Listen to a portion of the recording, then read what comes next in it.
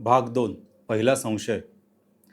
विक्रम राणेंच्या मृत्यूला 3 दिवस झाले होते, पण राणे बंगल्यात अजूनही वेळ जणू त्या रात्रीच थांबला होता. घरातली प्रत्येक वस्तू विक्रम राणेंची आठवण करून देत होती. त्यांची खुर्ची, टेबलावर ठेवलेला चष्मा, अभ्यासिकेत उघडं राहिलेलं पुस्तक, सगळं तसंच होतं. फरक एवढाच होता की आता त्या वस्तूंचा मालक या जगात नव्हता. अनन्या आणि समीर अजून वडिलांच्या मृत्यूचा धक्का पचवण्याचा प्रयत्न करत होते, पण मृत्यूनंतर 3 दिवसांनी आलेल्या त्या पत्राने त्यांच्या दुःखाला आता एका नव्या भावनेची जोड दिली होती, भीतीची. कारण पत्राच्या शेवटी विक्रम राणेंच्या हस्ताक्षरात एक वाक्य लिहिलेलं होतं, मला धोका बाहेरच्या कोणाकडून नाही, आपल्या घरातल्याच एका माणसाकडून आहे. त्या एका वाक्याने घरातल्या प्रत्येक नात्यावर प्रश्नचिन्ह उभं केलं होतं. अनन्या, समीर, शंकर, देशपांडे आता प्रत्येकजण दुसऱ्याकडे पाहताना नकळत विचार करत होता, विक्रम राणे नेमकं कोणाबद्दल लिहत होते. आणि या सगळ्यांच्या मध्ये उभा होता ACP अद्वैत पाटील. त्याच्यासाठी ते पत्र फक्त मृत माणसाने लिहिलेला इशारा नव्हता, तो एक पुरावा होता. आणि पुरावा कितीही खरा दिसत असला तरी तो तपासल्याशिवाय त्यावर विश्वास ठेवायचा नसतो. अनन्याला मात्र पत्राबद्दल कोणतीही शंका नव्हती. तिने लहानपणापासूनच वडिलांचं अक्षर पाहिलं होतं, त्यांची सही तिला कुठेही ओळखता आली असती. समीरलाही तेच वाटत होतं, पण अद्वैतचा प्रश्न वेगळा होता. जर अक्षर आणि सही दोन्ही खरे वाटत असतील तरी ते खरे आहेतच याची खात्री काय? आणि जर ते खोटे असतील तर इतकी अचूक नक्कल करणारा माणूस विक्रम राणेंच्या खूप जवळचा असायला हवा होता. अद्वैतने विक्रम राणेंनी अलीकडे सही केलेली सगळी कागदपत्र मागवली. थोड्याच वेळात अभ्यासिकेच्या मोठ्या टेबलावर त्यांच्या आयुष्यातील अनेक वर्ष पसरली होती. बँकेचे फॉर्म, कंपनीचे करार, चेकच्या प्रती, ट्रस्टची कागदपत्र, देणगीची पत्र. अद्वैत एक एक सही पाहू लागला, कधी मूळ कागदावरची सही तर कधी मृत्यूनंतर आलेल्या त्या पत्रावरची. पहिल्या नजरेत दोन्ही अगदी सारख्या वाटत होत्या, इतक्या सारख्या की सामान्य माणसाला त्यात फरक शोधणं जवळपास अशक्य होतं. पण अद्वैतला त्या क्षणी आणखी एक गोष्ट जाणवली, जर ही सही कोणी बनवली असेल तर त्या व्यक्तीने विक्रम राणेंची सही एखाद्या जुन्या फोटोमध्ये किंवा एखाद्या एकट्या कागदावर पाहिलेली नव्हती, त्याने ती वारंवार पाहिली होती, कदाचित रोज. म्हणजे त्या व्यक्तीला विक्रम राणेंच्या कागदांपर्यंत सहज पोचता येत होतं. आणि तिथून पहिल्यांदाच संशय घराच्या बाहेरून सरकत घराच्या आत आला. समीरची नजर नकळत शंकरकडे गेली, फक्त क्षणभर, पण शंकरने ती पाहिली. 32 वर्ष त्या घरात काम केलेल्या माणसाला स्वतःकडे संशयाने पाहिलं जाणं सहन झालं नाही. शंकर त्या घरासाठी फक्त नोकर नव्हता. अनन्या आणि समीर लहान असल्यापासून तो त्यांच्यासोबत होता. त्याने दोघांना मोठं होताना पाहिलं होतं. विक्रम राणेंच्या अनेक चांगल्या वाईट काळांचा तो साक्षीदार होता. पण त्याच्याकडे आणखी एक गोष्ट होती, अभ्यासिकेची दुसरी चावी. एक चावी विक्रम राणेंकडे आणि दुसरी शंकरकडे. विक्रम राणेंच्या मृत्यूच्या रात्री तो अभ्यासिकेत आला होता, अनन्याचा आवाज ऐकून. पण त्याच्या म्हणण्यानुसार त्यानंतर त्याने त्या खोलीत पाऊलही ठेवलं नव्हतं. अद्वैतने ते उत्तर स्वीकारलं, पण विसरला नाही. तपासात काही उत्तरं लगेच खोटी वाटत नाहीत, पण काही उत्तरं मनाच्या एका कोपऱ्यात ठेवावी लागतात, योग्य वेळ आल्यावर पुन्हा पाहण्यासाठी. अद्वैतने मग विक्रम राणेंच्या मृत्यूपूर्वीच्या काही दिवसांकडे लक्ष वळवलं. अनन्याच्या आठवणीत त्या दिवसात तिचे वडील थोडे बदललेले होते. विक्रम मुळातच शांत स्वभावाचे होते, पण मृत्यूच्या काही दिवस आधीची शांतता वेगळी होती. घरात कोणी बोलत असताना त्यांचं लक्ष अचानक दुसरीकडे जायचं. कधी ते विचारात हरवून जायचे, कधी एखाद्या प्रश्नाचं उत्तर देण्यासाठी बराच वेळ घ्यायचे. जणू त्यांच्या मनात सतत कुठला तरी जुना विचार फिरत होता. समीर त्या काळात 2 दिवस घराबाहेर होता. त्याचा वडिलांशी फोनवर बोलणं झालं होतं, पण त्याला त्यांच्या आवाजात काही विशेष जाणवलं नव्हतं. अनन्याला मात्र एक गोष्ट सतत जाणवत होती, बाबा काहीतरी सांगू इच्छित होते, पण सांगत नव्हते. अद्वैतने शंकरच्या आठवणीही तपासण्याचा प्रयत्न केला, आणि याच ठिकाणी त्याला एक लहानशी गोष्ट खटकली. विक्रम राणेंच्या शेवटच्या काही दिवसात काही वेगळं घडलं होतं का? या प्रश्नाचं उत्तर देण्यापूर्वी शंकर 2-3 सेकंद थांबला. ती काही फार मोठी गोष्ट नव्हती, पण अद्वैतसारख्या तपास अधिकाऱ्यासाठी कधीकधी 2-3 सेकंदाची शांतताही खूप काही सांगून जाते. शंकरने शेवटी काहीच आठवत नसल्याचं सांगितलं, पण अद्वैतच्या मनात पहिला छोटासा संशय निर्माण झाला होता. शंकर काहीतरी विसरला होता किंवा जाणीवपूर्वक विसरल्यासारखं करत होता. काही वेळाने सगळे अभ्यासिकेतून बाहेर पडले. अद्वैत मात्र तिथेच थांबला. बाहेर पुन्हा पाऊस सुरू झाला होता.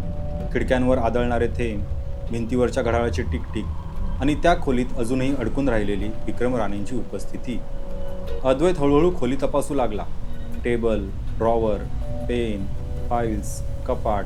पण त्याचं लक्ष अचानक टेबलावर उघड्या असलेल्या पुस्तकाकडे गेलं. विक्रम राणेंच्या मृत्यूच्या रात्री ते पुस्तक त्यांच्या समोरच उघडं होतं. अद्वैतने त्याची पानं हळूहळू उघडली. 2 पानांच्या मध्ये एक कोरा पांढरा कागद ठेवलेला होता. साधा कागद, पण त्याला काहीतरी जाणवलं. त्याने मृत्यूनंतर आलेल्या पत्राचा कागद त्याच्या बाजूला ठेवला. आकार जवळपास सारखा, रंग सारखा, जाडीही सारखी. देशपांडेंनी कागद पाहिल्यावर त्यांना तो विक्रम राणेंच्या नेहमीच्या रायटिंग पॅडमधला असल्यासारखा वाटला.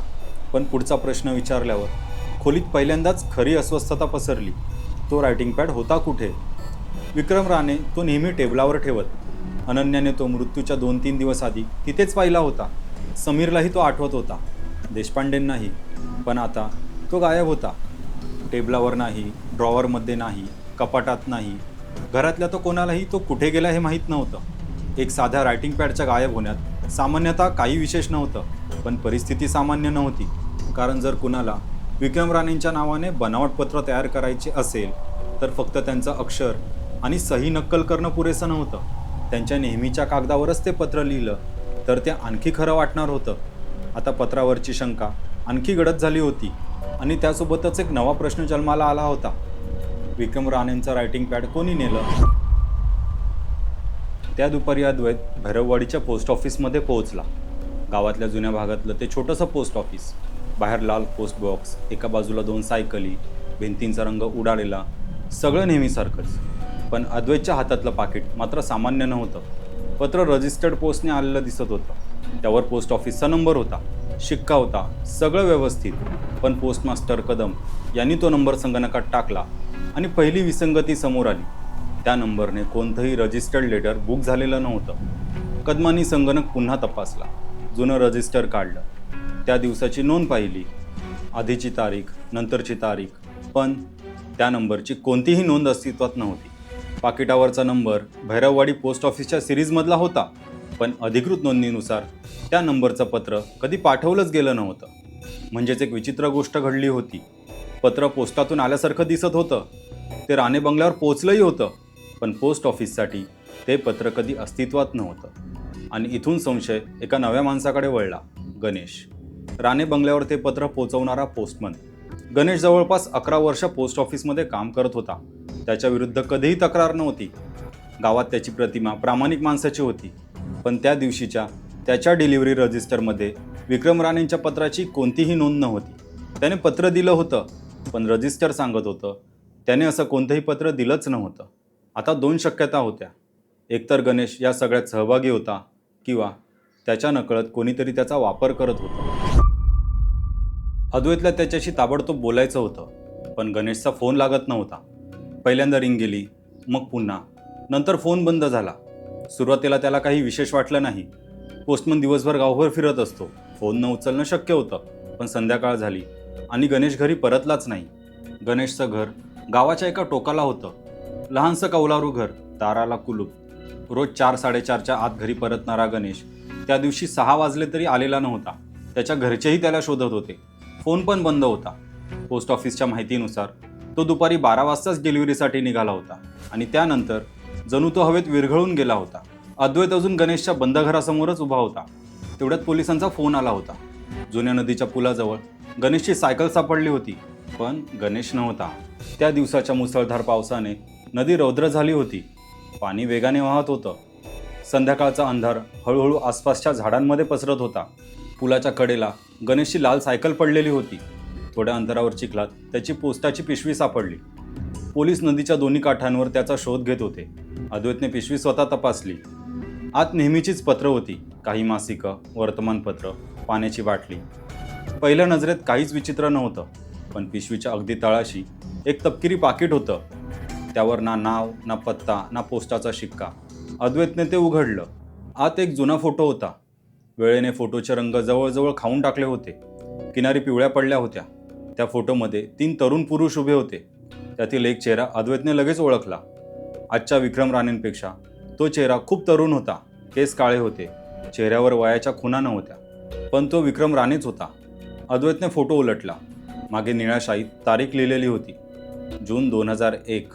आणि त्याखाली एक वाक्य, त्या रात्रीचं सत्य आपण चौघे कधीच विसरणार नाही. पण फोटोमध्ये तर फक्त 3च माणसं होती. अद्वैतने पुन्हा फोटो नीट पाहिला आणि मग त्याच्या लक्षात आलं, फोटोची डावी बाजू नैसर्गिक नव्हती, ती कात्रीने कापल्यासारखी होती. जणू तिथे उभा असलेला चौथा माणूस कोणीतरी मुद्दाम फोटोमधून कापून काढला होता. आता प्रश्न गणेशच्या गायब होण्या इतकाच मोठा झाला होता. हा फोटो त्याच्या पिशवीत आला कुठून? विक्रम राणेंच्या 25 वर्षापूर्वीच्या आयुष्यातील एक गुपित एका साध्या पोस्टमनच्या खिशात काय करत होतं? सकाळपर्यंत गणेश फक्त ते पत्र पोचवणारा पोस्टमन होता, पण संध्याकाळपर्यंत तो स्वतःच या रहस्याचा भाग बनला होता. तो संशयित होता, साक्षीदार, की कोणीतरी त्याला मुद्दाम या सगळ्यात अडकवलं होतं. त्या रात्री अद्वैत पुन्हा राणे बंगल्यावर परतला. अनन्या आणि समीर दोघेही गणेशबद्दलच्या बातमीने अस्वस्थ होते. अद्वैतने त्यांच्यासमोर तो जुना फोटो ठेवला. विक्रम राणेंचा चेहरा दोघांनीही लगेच ओळखला, पण बाकीचे 2 पुरुष त्यांच्यासाठी पूर्णपणे अनोळखी होते. फोटोच्या मागची तारीख आणि ते वाक्य पाहून त्यांच्या मनातही तेच प्रश्न उभे राहिले. 2001 मध्ये नेमकं काय घडलं होतं आणि चौथा माणूस कोण होता? तेवढ्यात शंकर खोलीत आला. त्याची नजर फोटोवर पडली आणि फक्त एका क्षणासाठी त्याचा चेहरा बदलला. तो क्षण इतका छोटा होता की दुसऱ्या कुणाच्याही कदाचित लक्षातही आला नसता, पण अद्वैतने तो पाहिला. शंकरने फोटो ओळखत नसल्याचा दाखवण्याचा प्रयत्न केला, पण त्याचे डोळे वेगळंच सांगत होते. त्याची नजर फोटोमधल्या चेहऱ्यांवरून फिरली आणि शेवटी थेट त्या कापलेल्या डाव्या भागावर जाऊन थांबली, जिथे कधीतरी चौथा माणूस उभा असावा. आता अद्वैतला खात्री झाली, शंकरला हा फोटो माहीत होता.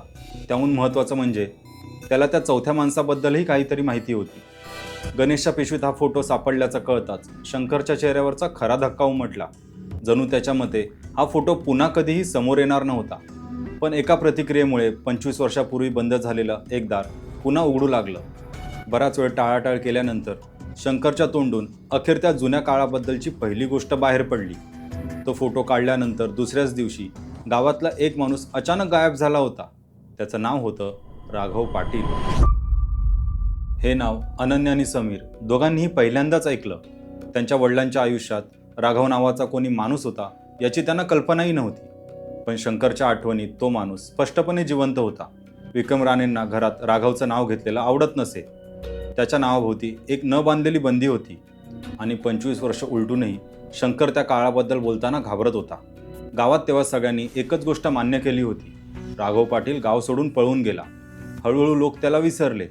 त्याच्या गायब होण्याबद्दल प्रश्न विचारणं बंद झालं. वर्ष गेली, नवीन माणसं आली, जुन्या घटना आठवणींमध्ये हरवल्या. पण शंकरने त्या रात्रीवर कधीच पूर्ण विश्वास ठेवला नव्हता, कारण त्याला एक गोष्ट माहीत होती, एक अशी गोष्ट जी त्याने 25 वर्ष मनाच्या तळाशी दडवून ठेवली होती आणि शेवटी त्याने ती अद्वैत समोर सांगितली. राघव गायब होण्याच्या आदल्या रात्री त्याला शेवटचं विक्रम साहेबांसोबत पाहिलं होतं. त्याच्या एका वाक्याने खोलीतलं वातावरण बदललं. अनन्या आणि समीरसाठी हा फक्त तपास राहिला नव्हता, हा त्यांच्या वडिलांच्या अशा भूतकाळाचा दरवाजा होता ज्याबद्दल त्यांनी कधी ऐकलंच नव्हतं. अद्वैतने पुन्हा तो फोटो पाहिला. 3 माणसं, कापून टाकलेला चौथा चेहरा, मागे लिहिलेलं वाक्य. त्या रात्रीचं सत्य आपण चौघे कधीच विसरणार नाही.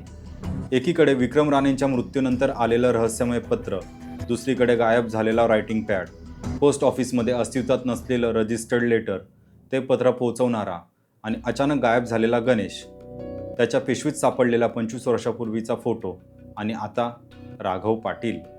या सगळ्या गोष्टी वरवर पाहता वेगळ्या होत्या, पण अद्वैतला आता त्यांच्यामध्ये एक धागा दिसू लागला होता. विक्रम राणेंच्या मृत्यूचं उत्तर त्यांच्या मृत्यूच्या रात्रीत नव्हतं. ते उत्तर लपलेलं होतं एका अशा रात्रीत जी 25 वर्षांपूर्वी घडली होती आणि कदाचित जिला विसरून जाण्यासाठी अनेकांनी खूप प्रयत्न केले होते. पण काही सत्य अशी असतात की त्यांना कितीही खोल पुरलं तरी एक दिवस ती वर येतातच. विक्रम राणेंच्या मृत्यूनेही कदाचित असंच एक सत्य पुन्हा जिवंत केलं होतं. आता अद्वैत समोर पहिला खरा प्रश्न होता, राघव पाटील नेमका कोण होता? आणि त्याहून मोठा प्रश्न, 25 वर्षांपूर्वी त्या रात्री राघव आणि विक्रम राणेंमध्ये नेमकं काय घडलं होतं? गणेश खरंच या रहस्यात सहभागी आहे की कोणीतरी त्याचा वापर करून त्यालाच या संशयाच्या जाळ्यात अडकवलं आहे? आणि राघव पाटील तो खरंच गाव सोडून पळून गेला होता की त्या रात्रीनंतर तो कधीच परत येऊ शकला नाही? तुमचा अंदाज कमेंटमध्ये नक्की सांगा. आणि कथेच्या पलीकडे या आपल्या यूट्यूब चॅनलला अजून सबस्क्राईब केलं नसेल तर सबस्क्राईब करा, कारण पुढच्या भागात आपण जाणार आहोत 25 वर्ष मागे, जिथे पहिल्यांदा समोर येईल राघव पाटील त्याचं विक्रम राणेंशी असलेलं नातं, त्या जुन्या फोटोमागचं सत्य आणि ती रात्र ज्यानंतर राघव पाटील कायमचा गायब झाला.